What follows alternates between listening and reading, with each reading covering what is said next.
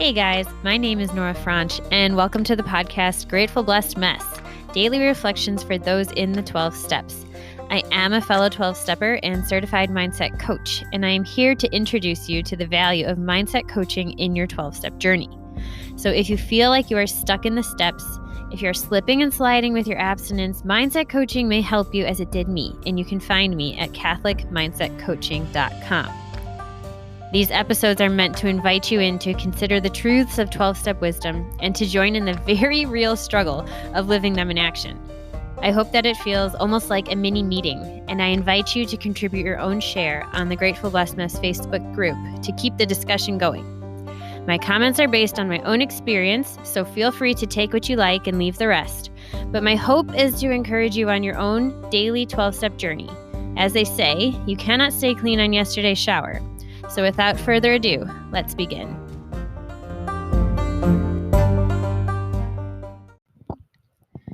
Hey everyone, we are reading from A Day at a Time, and hold on to your hats. This could be a good one. We are reading from the excerpt for January 16th, Reflection for the Day. When we first came to the program, whether for ourselves or under pressure from others, some of us were all but sickened by the concept of surrender. To admit to defeat flew in the face of our lifelong beliefs. And so we secretly vowed, at first, that the very idea of surrender was unthinkable. Have I truly come to believe that only through utter defeat am I able to take the first step toward liberation and strength? Or do I still harbor reservations about the principle of letting go and letting God? Today I pray, may I really believe that the complete surrender of my whole being to a higher power is the way to serenity. My higher power alone has the power to make me feel whole so that I can only be whole through my higher power. May I do away with any feelings of wanting to hold out and never admit defeat. May I unlearn the old adage that tells me I must never give up and realize that such pridefulness could keep me from recovery. Today I will remember, from wholly one with my higher power to whole. Okay, so I don't know what jumps out at you and all that because there's a lot there, but I want to jump to this word of surrender. And it's been a while since we've done like a word lookup in the podcast. And that's one of my very favorite things to do. And I was doing it today with something else. And so this really jumped out at me. So we're going to do surrender. We're going to look up the definition and the etymology of the word so we can really sink our teeth into the word. So here we go. I don't know what comes up to you, but yes, like surrender can kind of feel like a dirty word almost. It's like, oh, that means I failed. And so it's almost something that like either we're taught that that's a bad thing, or there's just something in us, this thing that wants to be totally independent, to be able to do everything ourselves, that doesn't want to surrender, because in our heads, it's to admit defeat. And that means I lost, and losing's bad.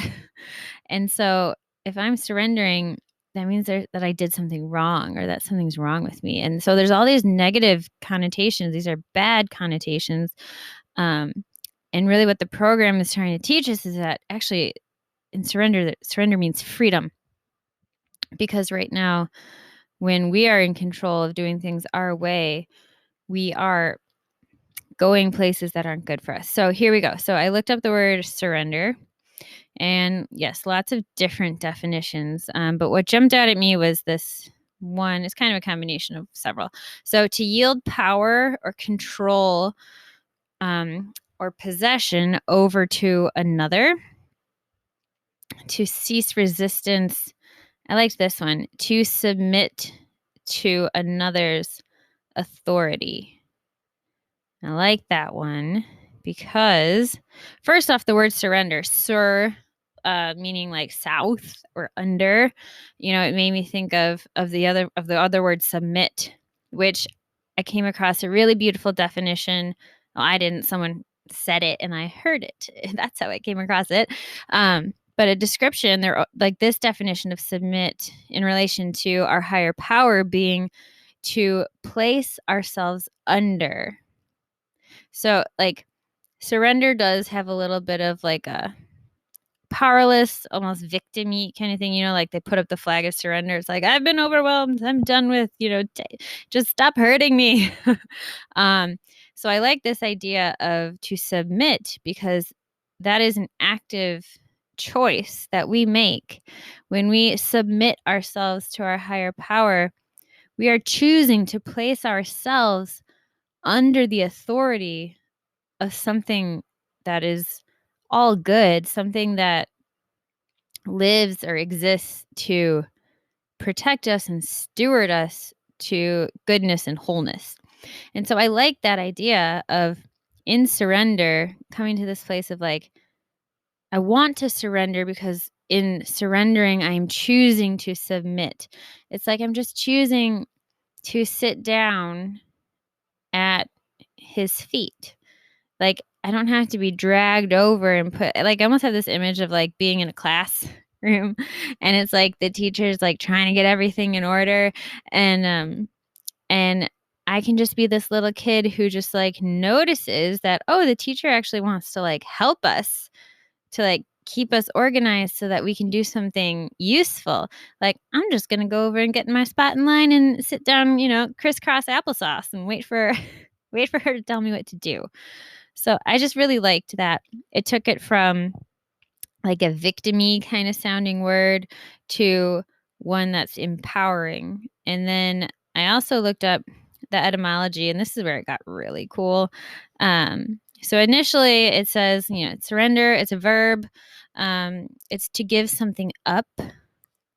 But then the older, that's from like 15th century. And then you go back to like Old French, 13th century, and they mention that it's like to deliver over and to render.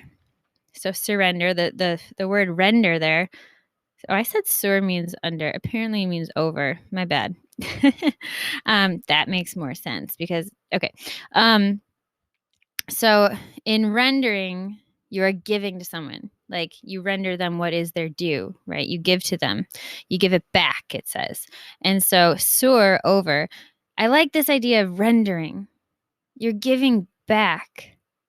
So surrendering to your higher power, it's not admitting defeat. It's saying, oh my gosh, I belong to you. I always belonged to you. And now I get to give myself back to you. I just think that's incredible. I don't know if that's landing with you or anyone, but it hit me. It hit me hard. So this idea of either like on the one hand, initially with the definition, it was like, okay, I can choose to submit. I can choose myself to place myself under you because I can clearly see that in the hierarchy of all living things, I am under my higher power. Like, that is logical, that is reasonable to me, that is good sense. That's how I understand humility to be. But then when I go to the etymology, it's like, I'm not even placing myself under, because even that has a little bit of like, I don't know, almost like, yes, I'm choosing to do this, but like, I don't have to. But this is like, I can't not, because I belong to you. My life doesn't belong to me. I'm giving it back. The only reason why it exists is because of you. So I'm going to give myself back to you so I can finally live the life that I actually want to live. It's a little bit circular, but if you sit with it, I think it really makes sense. It's like we were given the freedom to do whatever we want, and our life gets a little wonky until we realize that what we want is to give ourselves back. And then things just really click into place. I don't know. I'm getting all excited, but it might just be for my own benefit. And if that's the case, that's okay too. But maybe pray with it. And if the word surrender isn't the one that jumped out at you, maybe it's another one, and you can do the same exercise. Do this word exercise where you look up the definition, you find the one that fits it best, then you go to the etymology and you see if that really cracks open something powerful that you're supposed to understand. With that, I pass.